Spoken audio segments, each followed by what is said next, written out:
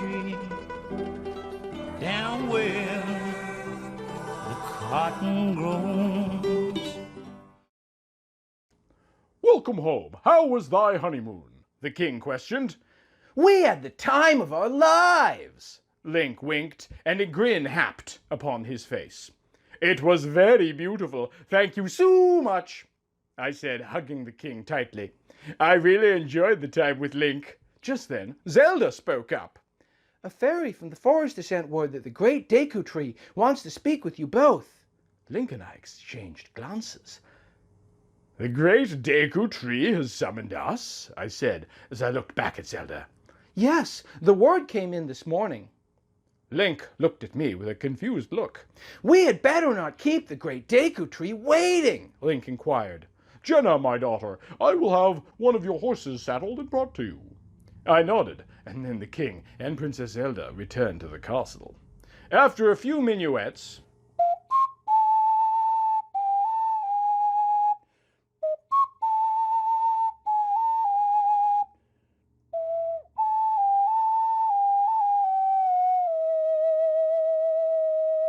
a stable hand came with my brown mare, Star Dancer. Link helped me up into the saddle, then mounted Epona. Link gently booted Epona, and she took off at a gallop. I then followed. We headed to Kokiri Forest. It was not a long ride, but we had to make haste. As we arrived at the entrance to the Kokiri Forest, Saria was there to greet us. "You made it! The great Deku Tree is waiting!" Saria said as we dismounted. "I will have your horses tended to. Please go in." We each exchanged looks, then entered the Kokiri village. All of the Kokiri watched us as we made our way through. Then we reached the entrance to the great Deku Tree's meadow. Mido, the Kokiri leader, was waiting. "You must hurry! The great Deku Tree is waiting!" Mido said as he ushered us onward. We walked down the path and into the meadow. As we stood in front of the great Deku Tree, he awoke from his slumber. "Link and Jenna, thou hast arrived. Come, sit. I have great news for thee." Link and I sat down in the grass and awaited for the great Deku Tree's news. "Link, hero of time, thou art courageous. Ye saved Hyrule and hast taken a wife. Jenna, thou art spiritual. Ye lost thy family, then began a vagabond's journey. Now thou hast taken a husband.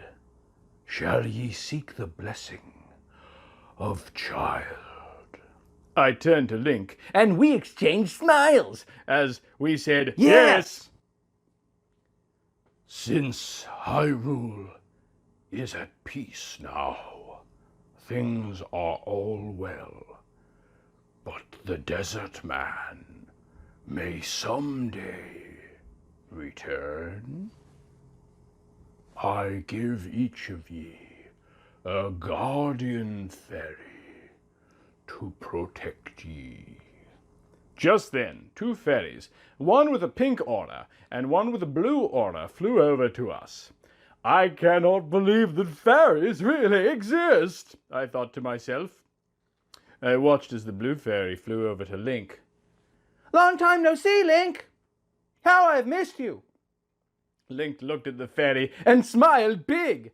"Navi, my old friend, I have missed you too. How have you been since we last saw each other?" Link inquired the blue fairy. "Oh, great. I see you've taken a wife. She is truly beautiful, Link. You two will make beautiful children together." "I will perfect my own race of people."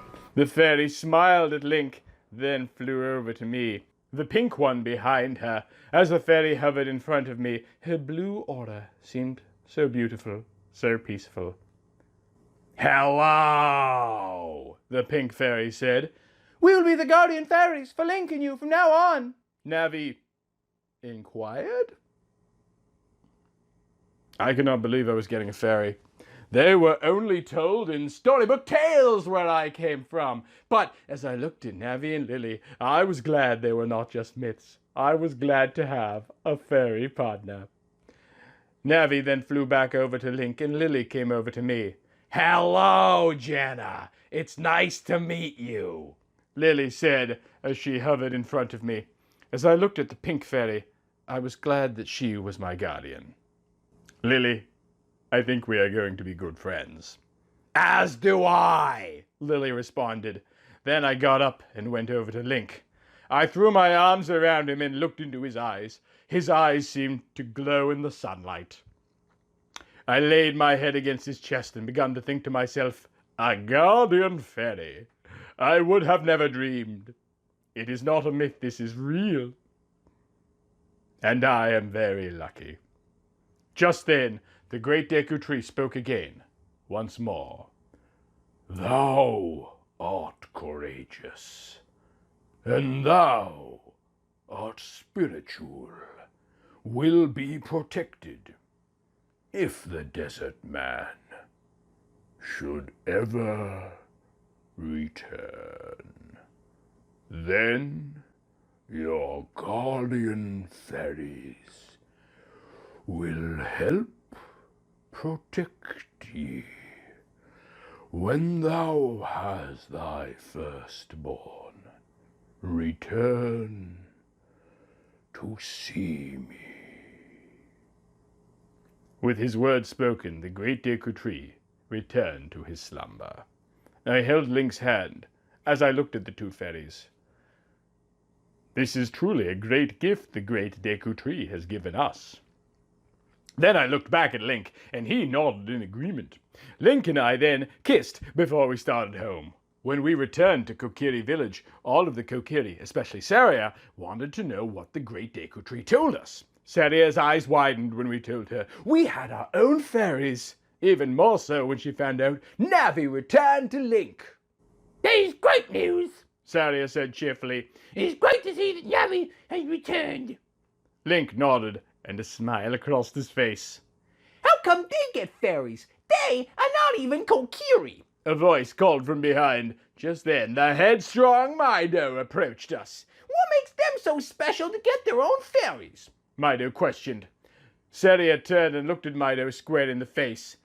"Link is the hero of time. He is special, and so is his wife. As the sage of the forest, I remember what Ganon said as we sealed him in the sacred realm. He cursed that he would one day get revenge on Link or his descendants. Link has already confided in me that he and his new wife plan on having children. They will need protection if Ganon should ever return. He would go after Link and his family first." Saria's eyes narrowed as she confronted Mido. Saria was always protective of Link, and even more so when Mido tried to get smart. I watched as she faced off with Mido. When Mido saw the fire burning in Saria's eyes, he knew to back off. Well, they still don't deserve it, grumble, grumble. Then Mido walked off. Saria watched as he went. "I'm sorry for all that trouble. I guess he really never got over what happened 8 years ago." Saria then walked up to Link. "Sigh. I guess he will never get over it," she said as she placed her hand gently on Link's. I will always remain your friend Link, no matter what. "I would also help protect you and your family should Ganon ever return. I promise," Saria said as she looked over at me. And I knew I believed her. She would go to the ends of the earth for Link, and that made me feel better as well. We spent some time there while Link said some temporary goodbyes as I sat and talked with Lily. When it started to get late, we decided it was time to settle into our new home. Link wanted me to see it while there was still light. Then Saria went to fetch our horses. When she came back, we mounted and headed for the Lost Woods. Link and I waved goodbye just before we disappeared into the tunnel leading to the Lost Woods. We made our way through the maze of trees and into a large clearing there stood the most beautiful house I had ever seen. My eyes were transfixed on the house as I dismounted. I ran up to the front of the house and looked it over. There was a white gate in the front with a fence that ran all the way around the house. A stable for horses was on the right side, a pen for sheep and pigs just off the side to the front. There's a pasture behind the house to graze cows and horses in, and off to the left of the house was the well. This is Uncle Ted at the side of the house. The house itself was like a summer home. It was light tan house with a white roof. The windows were monastery style, and the front door was brown with the carving of the Triforce symbol just below the greeting hole.